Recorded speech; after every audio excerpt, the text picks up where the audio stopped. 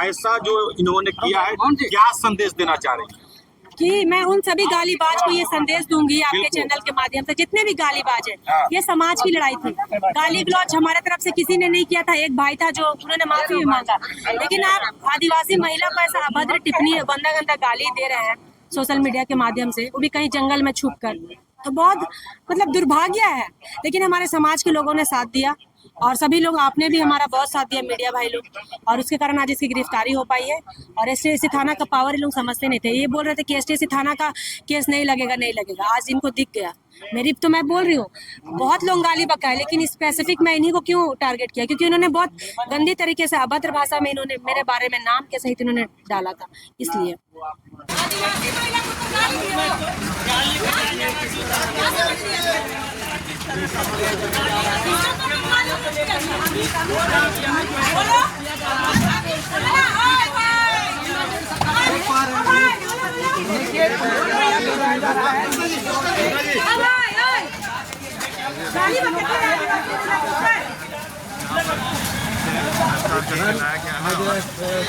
बहुत बहुत धन्यवाद दूंगी हमारे एसएसपी पारस राणा सर, उनके संज्ञान में आया। सिटी एसपी, सिटी डीएसपी, हमारे एसटीएससी थाना प्रभारी महेश मुंडा सर, प्रेमचंद्र हांसदा सर, आशीष सर, लालपुर थाना के जो मेरे केस आए थे, और भी 2-3 अफसर हैं, मैं उनका नाम नहीं जान रही हूँ। उनको मैं बहुत बहुत धन्यवाद दूंगी कि आज उन्होंने मेरा साथ दिया, और आप लोगों ने भी, मेरा मीडिया भाइयों ने भी मेरा साथ दिया।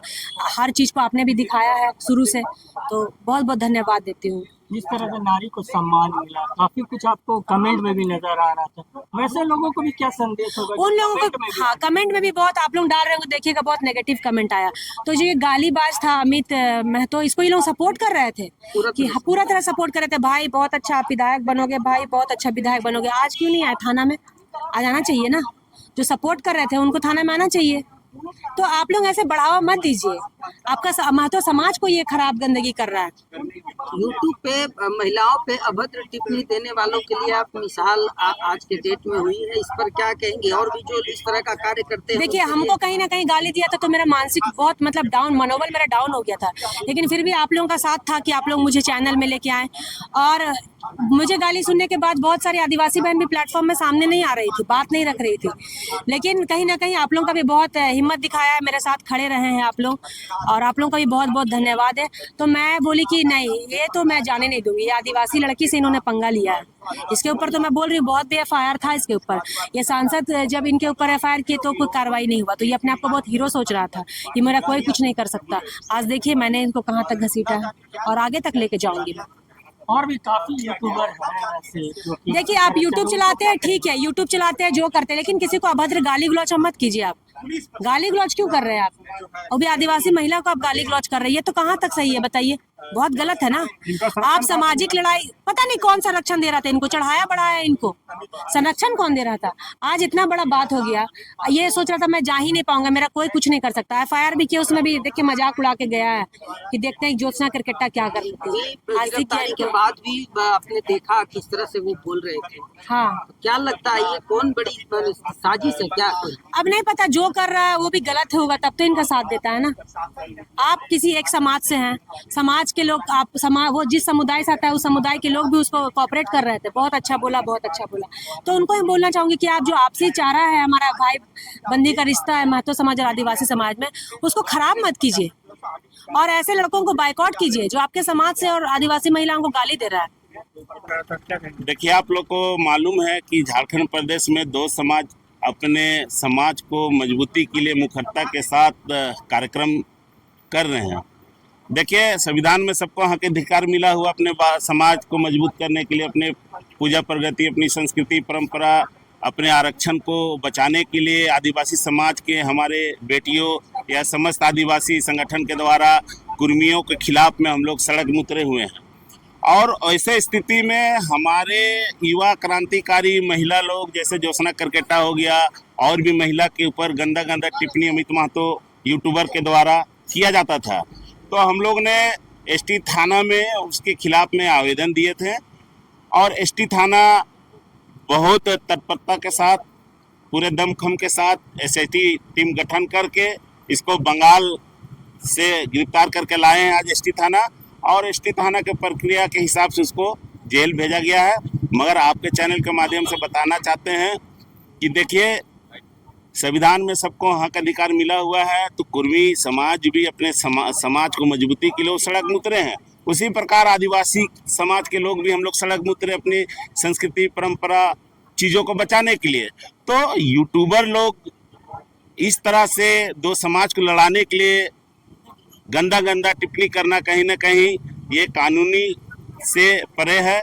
आज देखिएगा, उनका टिप्पणी सिर्फ ज्योत्सना में नहीं थे, इस राज्य के मंत्रियों, विधायक, सांसदों को भी ऊपर उन्होंने टिप्पणी किया था, और 2022 में ही इसका वारंट निकला हुआ था, तब से ही फरारी में था।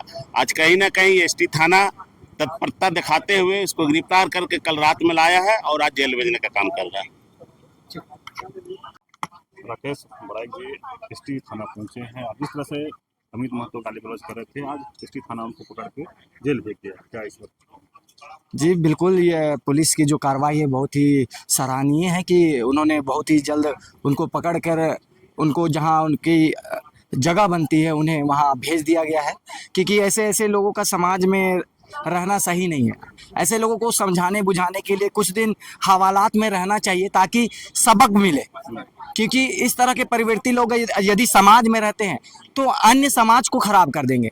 जैसे कि आप मान लीजिए कि एक सड़ा हुआ टमाटर है और उसको अच्छे टमाटरों के बीच में अगर आप रख देते हैं तो वो सारे टमाटर को अच्छा नहीं करेगा, या फिर सारे टमाटर मिलके उसको अच्छा नहीं बना देंगे। वो गंदा टमाटर पूरे सारे टमाटर को गंदा कर देगा। इसलिए ऐसे ऐसे लोगों को जहां जगह है वहां भेजनी चाहिए, और इसके लिए जो रांची पुलिस है और यहाँ के डीसी है, सभी को मैं बधाई देना चाहूँगा, बधाई देने के पात्र हैं, और अच्छी कार्रवाई की गई है। और मैं समाज के लोगों को भी कहूँगा कि इस तरह की अभद्र और अमर्यादित भाषा लेकर आप लोग वीडियो ना बनाया कीजिए, क्योंकि देखिए, अगर आप बात करते हैं, आप वीडियो बनाते हैं, आप फैक्ट के साथ बातें कीजिए, कुछ इस तरह का बात कीजिए जो कि किसी के लिए वो क्या बोल सकते हैं कि किसी को चुभे नहीं और अमर्यादित ना हो। इस तरह के शब्दों को आप उपयोग करें। बातों को पीछे किसका हाथ था जिस तरह से महिलाओं को गाली बकना, या किसी को भी? ये तो मैं खुद कह नहीं सकता हूँ कि किनका हाथ था या फिर किसी का हाथ था, लेकिन ये जरूर कह सकता हूँ कि जिस तरीका से उनका रुतबा था और जिस तरीके से बेबाक अंदाज में बार बार वो वीडियोज बनाते थे बिना डरे, अभी भी उनके चेहरे पे एक खौफ आपको नजर नहीं आई होगी। तो लगता है उनके पीछे किसी ना किसी बड़े व्यक्ति, मंत्रियों का जरूर हाथ रहा होगा, नेता मंत्री विधायक लोगों का, तभी उनको इस तरह का सह और करने के मनोबल मिल रहा है। जिस तरीके से मैंने सुना कि वो नेता मंत्री, संसद, विधायक सबके ऊपर इस तरह की अमर्यादित भाषा का प्रयोग किए हुए हैं, जरूर इनके पीछे कोई ना कोई रहा होगा, या फिर ये भी हो सकता है कि मानसिक वाला जो कारण है तो वो भी हो सकता है। अब ये तो आप वो चेक करवाएंगे डॉक्टरी में, तभी पता चलेगा कि वो इंसान सही है या नहीं है, लेकिन कहीं ना कहीं पीछे किन्हीं का जरूर हाथ होगा, तब इस तरह से कर रहे हैं। आप एक डायलॉग बोले थे, बहुत किया टर टर अब जाओगे लाल। हाँ, तो देखिए, कोई भी अगर अंदाजी उल जुलूल का टर टर करेगा तो उसको तो लाल घर जाना ही पड़ेगा। वो मैं हूँ, मैं रहूं, चाहे कोई और रहे। और मर्यादित भाषा जो किसी को चुभ रहा हो, आपको बोलने की आजादी दी गई है, इसका ये मतलब नहीं है कि आपके बोलने से किसी को तकलीफ हो। इसकी आजादी नहीं है, बोलने की स्वतंत्रता है, अभिव्यक्ति की आजादी है, लेकिन ये नहीं कि उस आजादी में किसी की आजादी का आप हनन करें। और आज एक लाइन बोलूंगा कि जब मति भ्रष्ट हो जाई तब कुछ समझ ना आई, जब मति भ्रष्ट हो जाई तब कुछ समझ ना आई। हाथ जोड़ के कहता हूं, तुम ओबीसी हो मेरे भाई। ये कुर्मियों के लिए।